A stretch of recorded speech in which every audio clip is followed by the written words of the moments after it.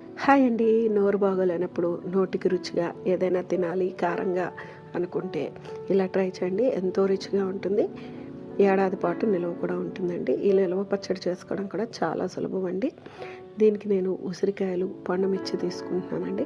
పండుమిర్చి కూడా కొంచెం స్పైసీ తక్కువగానో తీసుకున్నారనుకోండి, కడుపులో మంట లేకుండా ఈ వేసవి కాలంలో మనకి ఈ పండుమిర్చితో ఎన్నో రకాల ఆరోగ్య ప్రయోజనాలు అయితే ఉన్నాయండి. ఇది కూడా మనకి ఇమ్యూనిటీని బూస్ట్ చేస్తుందండి. ఇలాగ పండుమిర్చి ఉసిరికాయ కాంబినేషన్లో నిలవ పచ్చడి పెట్టుకున్నారనుకోండి, ఇది సంవత్సర కాలం పాటు నిలవ ఉంటుంది. రుచి అయితే అమోఘంగా ఉంటుందండి.